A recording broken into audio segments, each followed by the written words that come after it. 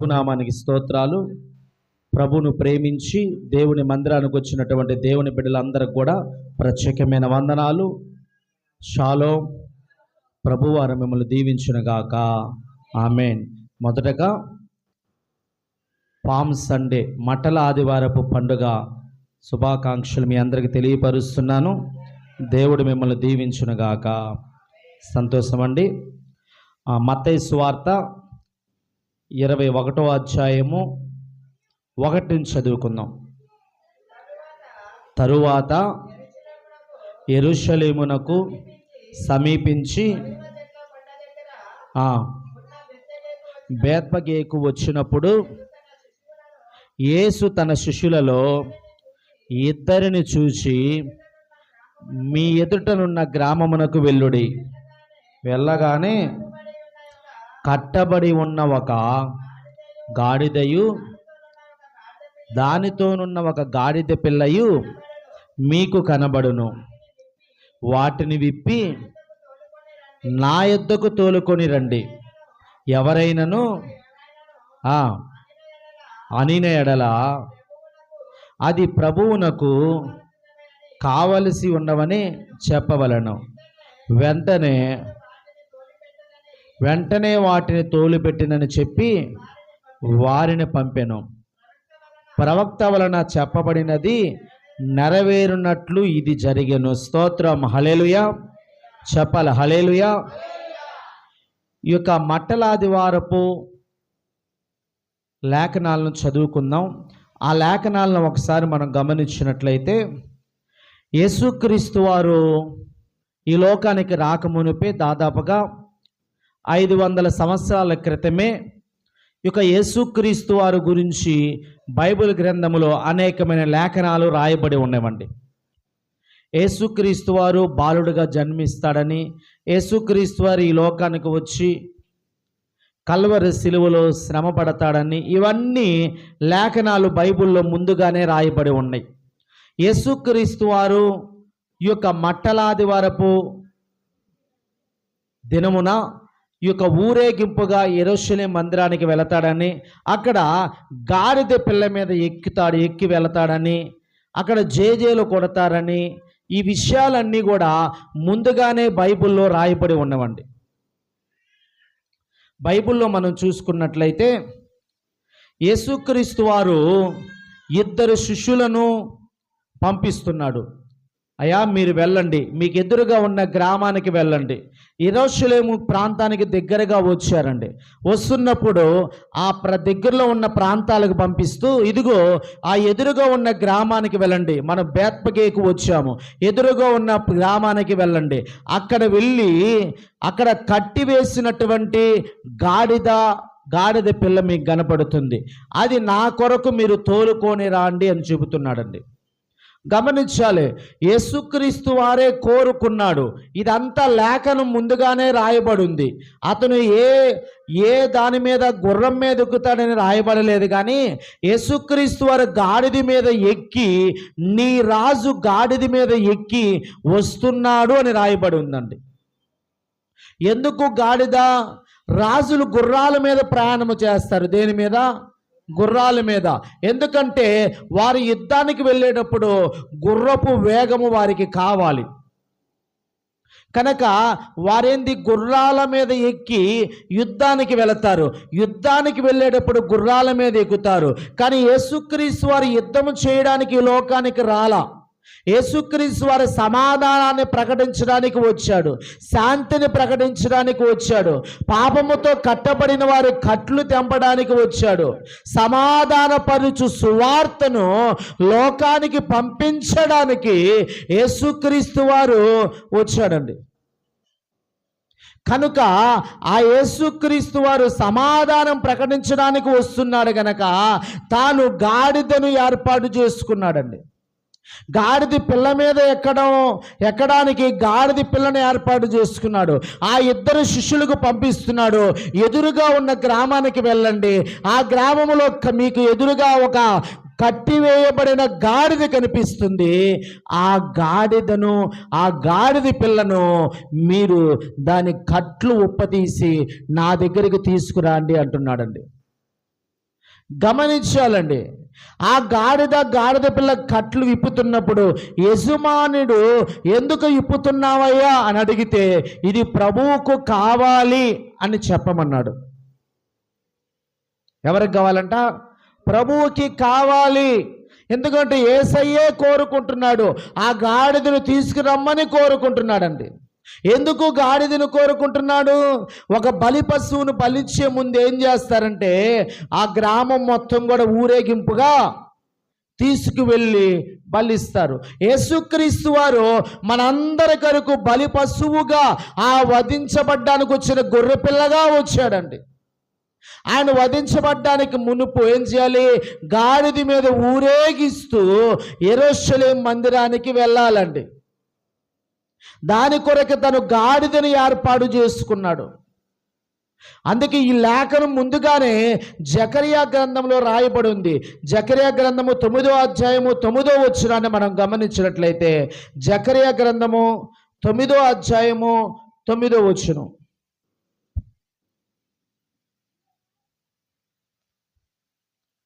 Page number 781, 781.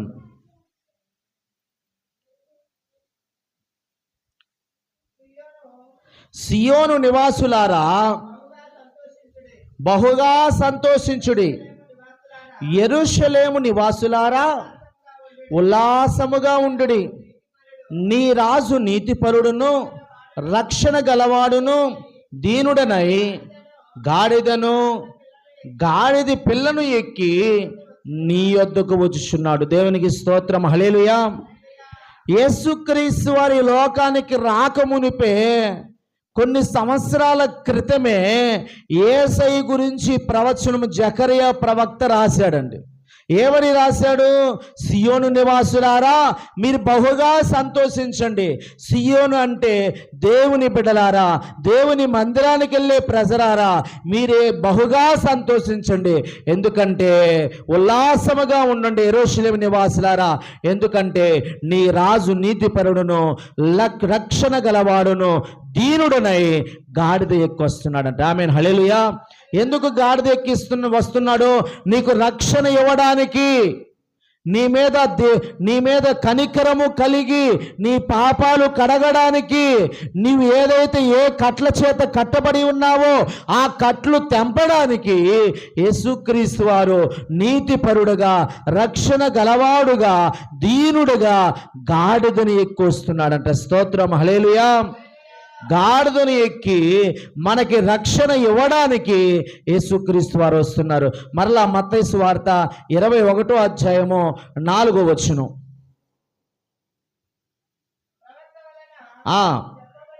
చెప్పబడినది నెరవేరునట్లు ఇది జరిగెను.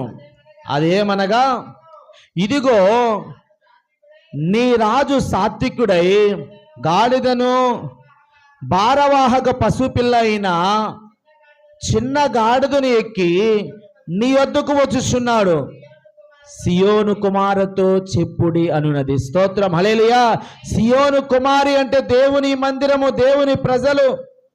ఇక్కడ ఇదిగో రాజు గాడిదను గాడిద పిల్లను ఎక్కి నీ వద్దకు వస్తున్నాడు. ఈ ప్రవచనం వందల సంవత్సరాల క్రితమే యేసయ్య గురించి రాయబడి ఉందండి. ఆ లేఖనము నెరవేరునట్లుగా యేసుక్రీస్తు వారు 2 శిష్యులను పంపించారు. 2 శిష్యులు వెళ్ళారు. ఆ కట్టివేయబడిన గాడిదను చూశారు. ఆ గాడిద కట్లు ఉప్పదీస్తుంటే యజమానుడు అడిగాడు, అయ్యా ఎందుకు ఈ గాడిదను ఉప్పదీస్తున్నారు? ఈ గాడిద దేనికి పనికిరాదయ్యా, ఇది దేనికి ఉపయోగపడదు, ఎందుకు ఉపదేశిస్తున్నారు ఈ గాడిదనంటే ఇది మా ప్రభువునకు కావాలి అని చెప్పారంట. చెప్పి ఆ కట్టి వేయబడిన గాడిద కట్లు తెచ్చివేసి ఉప్పదీసుకొని యేసయ్య దగ్గరికి తెచ్చారండి. ఆమేన్, హల్లెలూయా. యేసయ్య ఎక్కడో కట్టివేయబడినటువంటి గాడిదను చూశాడు. ఆ గాడిద కట్లు తెంపివేశాడు. ప్రియ దేవుని బిడ్డారా, ఈ దినముందు మందిరానికి వచ్చిన ప్రియ దేవుని బిడ్డారా, నిన్ను యేసయ్య చూస్తున్నాడు. నువ్వు ఏ కట్ల చేత కట్టబడి ఉన్నావో, పాపపు కట్ల చేత కట్టబడి ఉన్నావా? నీ పితరులు చేసిన శాపపు కట్లు, నువ్వు తెలియజేసిన శాపపు కట్ల చేత నువ్వు కట్టబడి ఉన్నావా? ఏ కట్ల చేత కట్టబడి ఉన్నా నిన్ను విడిపించడానికి, నీకు విడుదల ఇవ్వడానికి, నిన్ను స్వస్థపరచడానికి, నీకు రక్షణ భాగ్యాన్ని ఇవ్వడానికి యేసుక్రీస్తు వారి లోకానికి వచ్చాడు. ఆమేన్, హల్లెలూయా. ఆ దినమందు కట్టివేయబడిన గాడిద కట్లు తెంపివేసిన రీతిగా నువ్వు ఏ స్థితిలో ఉన్నా నీ స్థితిని మార్చడానికి, నీ కట్లు తెంపివేసి నీకు స్వస్థత, విడుదల, జయాలు నీకు ఇవ్వడానికి యేసుక్రీస్తు వారి లోకానికి వచ్చాడు. ఆమేన్, హల్లెలూయా. అక్కడ 6వ వచనం చదువుదామండి. యేసు తనకు ఆజ్ఞాపించిన ప్రకారము దాని పిల్లను తోలుకొని వచ్చి వాటి మీద తమ బట్టలు వేయగా ఆయన బట్టల మీద కూర్చుండెను. ఆ స్తోత్రం, హల్లెలూయా. గమనించాలి, హల్లెలూయా. యేసయ్య చెప్పినట్టుగా శిష్యులు వెళ్ళారు. ఆ గాడిద కట్లు ఉపదీసుకొని ఆ గాడిదను తీసుకొని వచ్చారండి. వచ్చి యేసయ్య దగ్గరికి తేగానే ఆ ప్రజలంతా వారి బట్టలు ఆ యొక్క గాడిద మీద వేశారంట. స్తోత్రం, హల్లెలూయా. ఎందుకంటే గాడిద శరీరము గరుగ్గా ఉంటుందండి. ఎలా ఉంటుంది? అంతేనా? కనుక యేసయ్య గాడిద మీద ఎక్కబోతున్నాడు కనుక ఆ మెత్తగా ఉండాలని వారి వస్త్రాలు తీసి గాడిద మీద వేశారు. ప్రజలు వచ్చే వస్త్రాలను ఎక్కువగా ప్రేమిస్తారు. అంతేనా? వస్త్రాల మీద ఆశపడతారు, ప్రేమిస్తారు. కానీ యేసయ్య కంటే మించింది ఏమీ లేదు. యేసయ్య కంటే ఈ వస్త్రాలు మాకు ఎక్కువ ఏమీ కాదని యేసయ్యకు జేజేలు కొట్టడానికి వారు వస్త్రాలు తీసి ఆ గాడిద మీద వేశారంటే. గాడిద మీద వేసి యేసయ్యను కూర్చోబెట్టారంట. ప్రియ దేవుని బిడ్డలారా, ఇంకా ఆ వస్త్రాలన్నీ దారి పొడుగునా వేశారంట. దారి పొడుగునా వేశారు. ఈ యొక్క ఖర్జూరపు మట్టలు, ఈ చెట్ల కొమ్మలు నరికి దారి పొడుగునా పరిచారంట. ఈ ఖర్జూరపు మట్టలు తీసుకొని వాటితో యేసయ్యకు జేజేలు చెబుతున్నారంట. స్తోత్రం. యేసయ్యకి స్వాగతం పలుకుతున్నారు, యేసయ్యకు జేజేలు కొడుతున్నారు. ప్రియ దేవుని బిడ్డలారా, ఎందుకంటే అంతకు మునుపు జరిగిన సందర్భం ఏంటంటే లాజరు చనిపోయి 4 దినాలైందండి. ఆ 4 దినాలు చనిపోయినటువంటి లాజరు యొద్దకు దేవుడు వచ్చి లాజరు బయటికి రా అనగానే లాజరు సమాధిలో నుంచి బయటికి వచ్చాడు. 4 దినాలుగా చనిపోయిన లాజరు మరలా తిరిగి బ్రతికాడు. స్తోత్రం. ఈ విషయం ఆ చుట్టుపక్కల ప్రాంతాల్లో ప్రచురింపబడిందండి. చాలా మంది అంట ఆ యొక్క బ్రతికినటువంటి లాజరును యేసయ్య గొప్ప కార్యము చేశాడు గనక యేసయ్యను చూడడానికి తండోపతండాలుగా వేలాది కొలదిగా ప్రజలు అక్కడికి వచ్చారంట. ఆమేన్, హల్లెలూయా. చెప్పాలా, హల్లెలూయా. వారికి అర్థమైంది, ఇదిగో లోకరక్షకుడు వచ్చాడంట. ఆయన చనిపోయిన వారిని బ్రతికిస్తున్నాడు, రోగులను స్వస్థపరుస్తున్నాడు, దయ్యాలను వెలగొడుతున్నాడు, గొప్ప కార్యాలు ఆయన మాట ద్వారా జరుగుతున్నాయి అని ప్రచురింపబడగానే ప్రజలందరూ ఆయన్ను చూడాలని, ఆయన మహిమను చూడాలని తండోపతండాలుగా వచ్చారండి. వారందరంట వారు యేసయ్యకి మించి ఈ వస్త్రాలు ఎక్కువ కాదని వస్త్రాలు గాడిద మీద వేశారు. యేసయ్యకి మించి వస్త్రాలు ఎక్కువ కాదని దారి పొడుగునా వస్త్రాలు పరిచారు. చెట్ల కొమ్మలు నరికి మెత్తగా ఉండడానికి యెరూషలేము మందిరానికి వెళ్ళే దారిలో చెట్ల కొమ్మలు నరికి మెత్తగా యేసయ్యను ఆ గాడిద మీద కూర్చోబెట్టి తీసుకొని వెళుతున్నారండి. ఆమేన్, హల్లెలూయా. చదువుదామా? అక్కడే 8వ వచనం.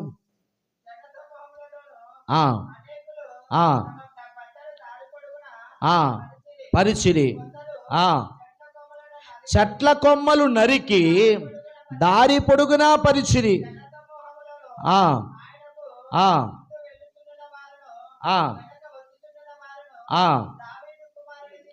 దావీదు కుమారునికి జయము.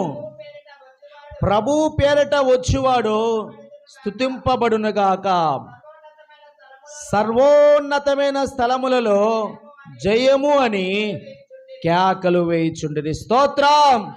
చూసారండి, గాడిద మీద వస్త్రాలు వేశారు, దారి పొడిగిన వస్త్రాలు వేశారు, చెట్ల కొమ్మలు నరికి వేసి యేసయ్య గాడిద మీద ఎక్కి యేసయ్యకు జేజేలు కొడుతూ యేసయ్యను తీసుకుని వెళుతున్నారు. యెరూషలేము మందిరానికి వెళుతున్నారండి.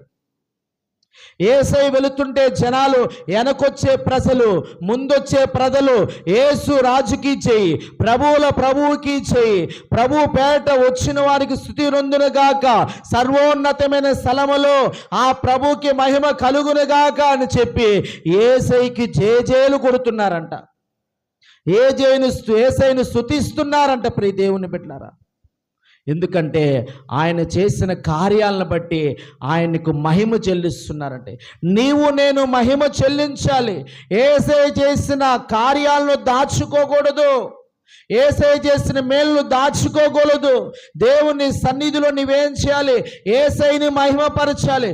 యేసయ్య చేసిన కార్యాలను బట్టి దేవుని ఘనపరచాలి. వారందరూ కూడా యేసయ్యను నమ్మి ఆయనే దేవుడు, లోక రక్షకుడని ఆయనకు జేజేలు కొడుతున్నారండి. ఆయన స్తుతిస్తున్నారంట. ఆ గాడిద మీద ఊరేగింపుగా యేసయ్య యెరూషలేం మందిరానికి వెళుతుంటే ఆ యెరూషలేం ప్రజలు ఏమనుకుంటున్నారంటే, ఈయన ఎవరో అని చెప్పి వారు కలవరపడుతున్నారంట. 10వ వచనం, ఆయన యెరూషలేమునికి వచ్చినప్పుడు పట్టణమంతయు ఈయన ఎవరో అని కలవరపడెను. జన సమూహము ఈయన గలిలయలోని నజరేతు వాడగు ప్రవక్త అయిన యేసు అని చెప్పిరి. స్తోత్రం, హల్లెలూయా. యేసయ్య యెరూషలేం మందిరానికి గాడిద మీద ఎక్కి వచ్చాడండి. ప్రజలందరూ జేజేలు కొడుతున్నారంట. అక్కడ ఉన్నటువంటి ప్రజలందరూ కూడా, ఆ యెరూషలేం నివాసులందరూ కూడా కలవరపడుతున్నారంట. ఇంత బహుజనము ఎవరికి రాలేదే, ఇంతగా ఊరేగింపుగా వస్తున్నారు. ఈ కేకలు ఏమిటి, ఈ అరుపులు ఏమిటి, ఈ ప్రజలు ఇంతగా యేసయ్యకు జేజేలు కొడుతున్నారు, జయాలు పలుకుతున్నారు. అసలు ఎవరు ఈయన? నజరేతు వాడగు ప్రవక్త అయిన యేసు కదా అని చెప్పి ఆ యొక్క ప్రజలు అనుకుంటున్నారంట. ప్రియ దేవుని బిడ్డలారా, ఎందుకంటే అతను బహుజన సమూహం ఆయన వెంబడిస్తుంది. అనేకులు ఆయన వెనకాల వచ్చారు. అనేక మంది జన సమూహముతో గాడిద మీద ఎక్కి ఊరేగుతూ యెరూషలేం మందిరంలోనికి వచ్చి మందిరము లోపలికి వెళ్ళాడు. ప్రియ దేవుని బిడ్డలారా, కానీ అక్కడ ఉన్న వారందరూ కూడా, ఆ చిన్న పిల్లలు అందరూ కూడా కేకలు వేస్తున్నారంట. చదవండి 15వ వచనం.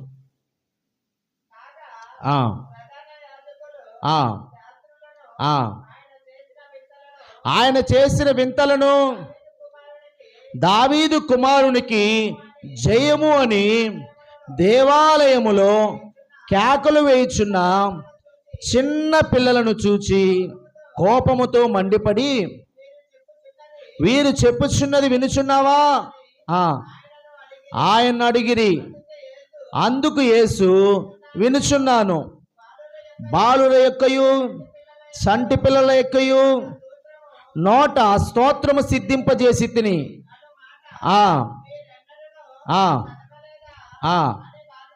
స్తోత్రం, హల్లెలూయా. అక్కడ ఉన్నటువంటి పరిసయ్యులు, సద్దుకయ్యులు, ప్రధాన యాజకులు అందరూ ఉన్నారంట.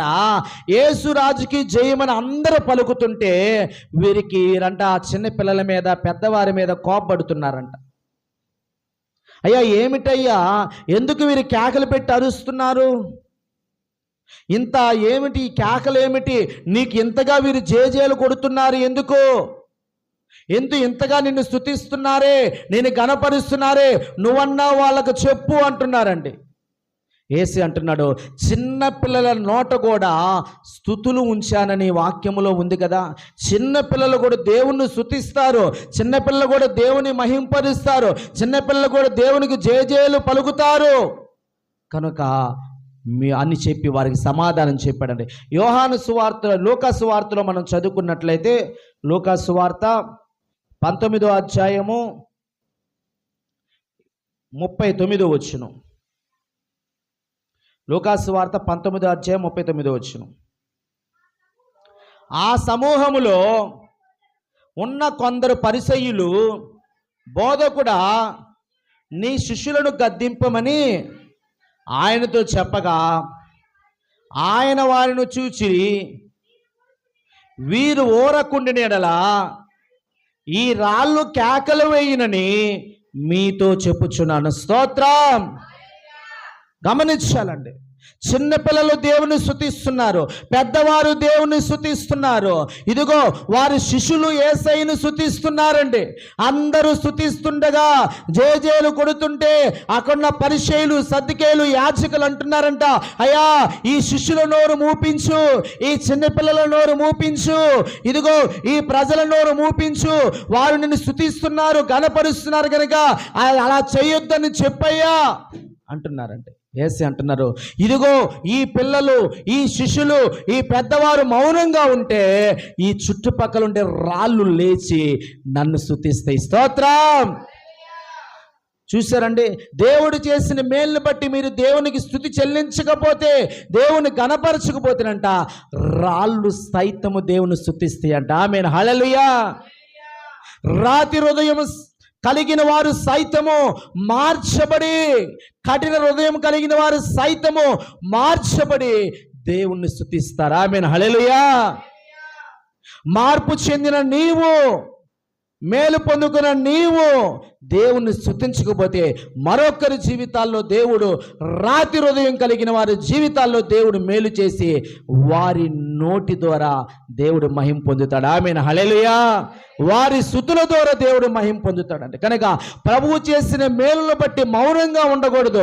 ప్రభు చేసిన మేలును బట్టి ఎప్పుడు దేవునికి స్తుతించాలి, దేవుని ఆరాధించాలి. ప్రభు చేసిన మేలుకు దేవుని కృతజ్ఞతాస్తుతులు చెల్లించి దేవునికి జయజయలు కొట్టి దేవుణ్ణి గణపరచాలి. ఆమేన్. హల్లెలూయా. రే దేవుని బిడ్డలారా, మట్టల ఆదివారపు పండగ దినమందు యేసయ్య ఊరేగింపుగా ఈ ఖర్జూరపు మట్టల చేత జేజేలు కొట్టించుకుంటూ ఆ యేసయ్య అంట యెరూషలేము మందిరానికి వెళ్ళాడండి. ఎందుకంటే మనందరి కొరకు కల్వరి శిలువలో యాగం అవ్వడానికండి.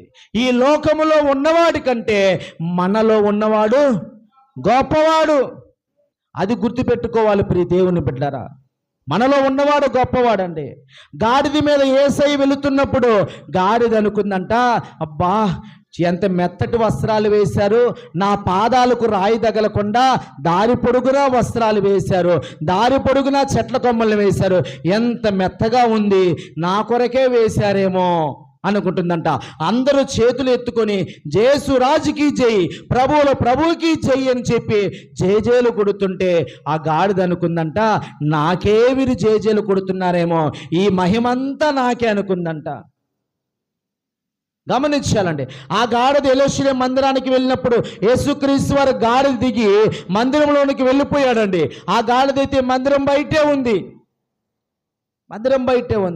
లోపల నుంచి ఒక వ్యక్తి వచ్చి, చీ గాడిద, ఇంకా ఎక్కడ ఉన్నావా అని చెప్పి ఒక కర్ర తీసుకుని గట్టిగా దాన్ని ఒక దెబ్బ కొడితే అక్కడి నుంచి పక్కకి వెళ్ళిపోయిందండి. అప్పుడు దానికి అర్థమైంది, అంతవరకు అది అనుకుంది, నాకే జేజేలు కొట్టారు, నా కొరకే ఈ బట్టలు పరిచారు, నా కొరకే ఈ చెట్ల కొమ్మలు నరికారు, నన్ను వీరు గణపరుస్తున్నారు అనుకుందంట.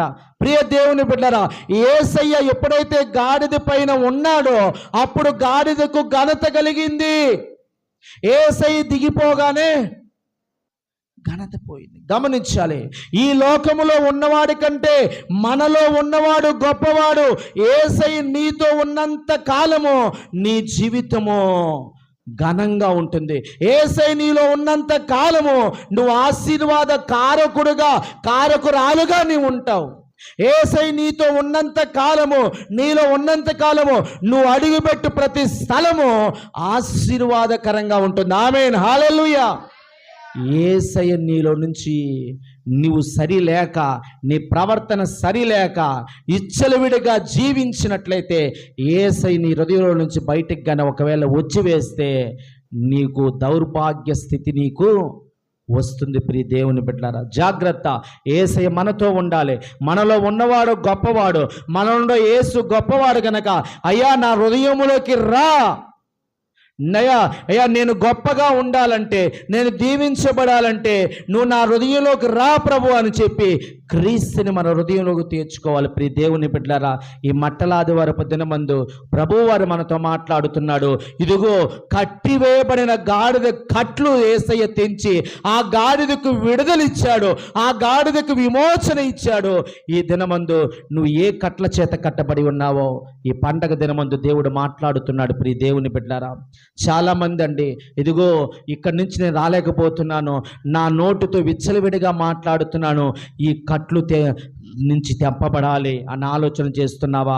శాపపు కట్లు ఎన్నో ఉండయేమో, తెంపబడాలని ఆలోచన చేస్తున్నావా? అనారోగ్యాల సమస్యలతో బాధపడుతున్నావా? నీ అనారోగ్యము అనే సమస్య చేత నువ్వు కట్టబడి ఉంటే ఈ కట్లన్నీ ఈ దినమందు దేవుడు తెంపడానికి సిద్ధంగా ఉన్నాడు. ఆమేన్, హల్లెలూయా.